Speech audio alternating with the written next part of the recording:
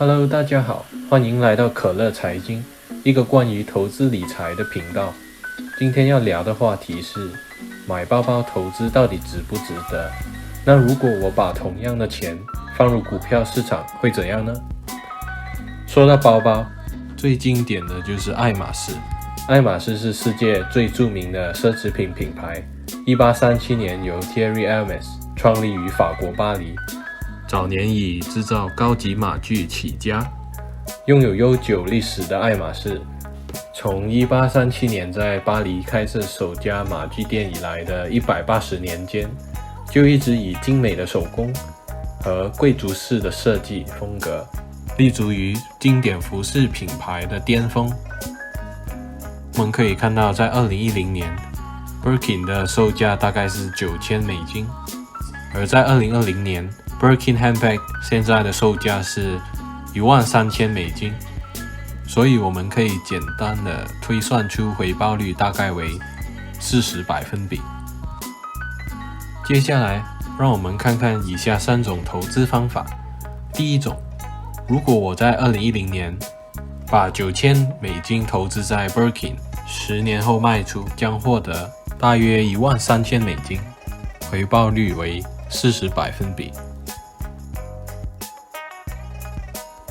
第二种，如果把同样的$9000投入美国股市，会怎样呢？如果10年前我买了 S&P 500的 ETF， 那么回报率大概是在190%，涨了接近3倍啊！由于最近股市大跌，我们这些做金融的都喜欢压力测试。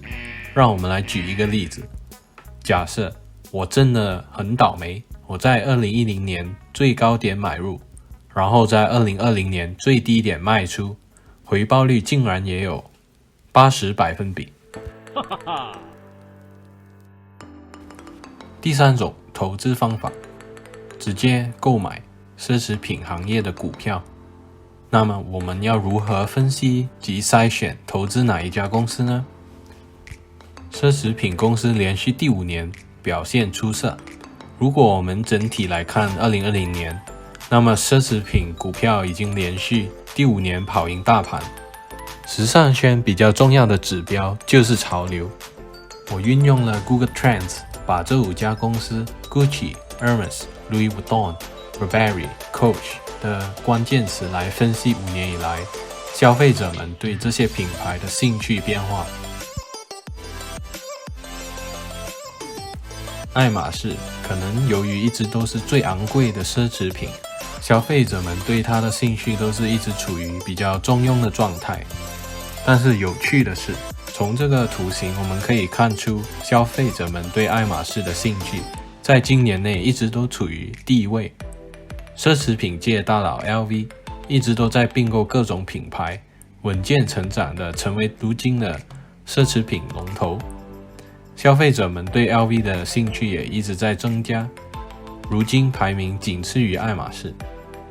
我们可以看到5年前 Gucci 原本处于最低的位置，然后迅速成长。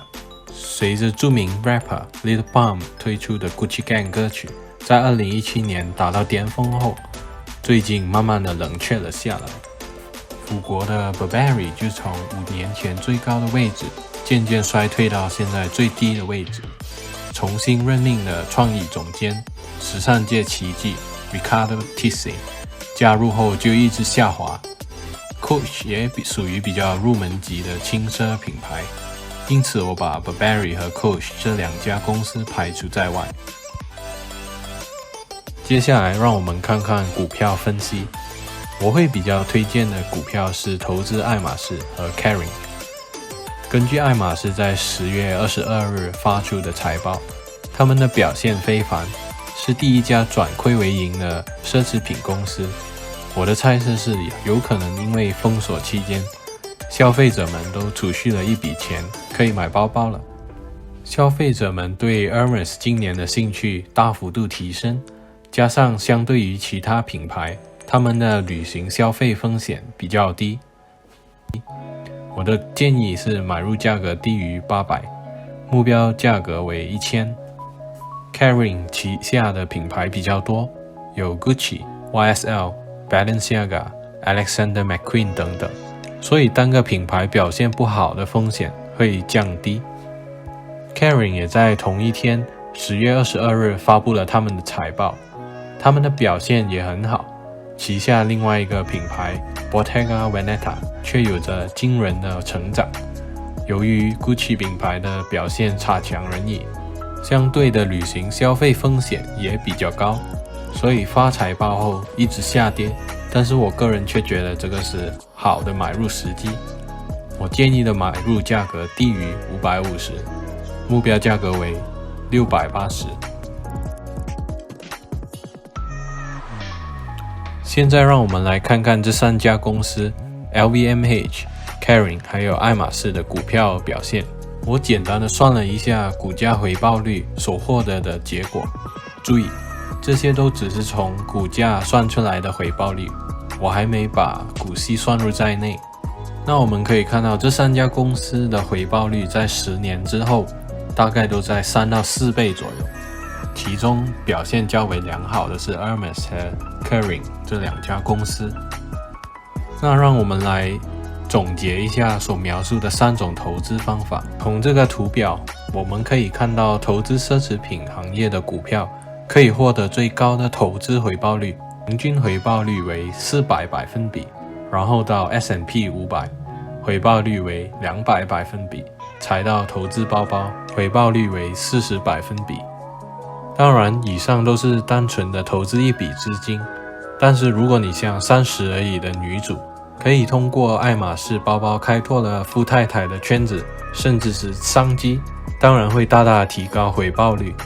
拥有一个爱马仕也可以给人们带来前所未有的满足感，比如说女票或者老婆更开心，这是投资股票不能给你带来的。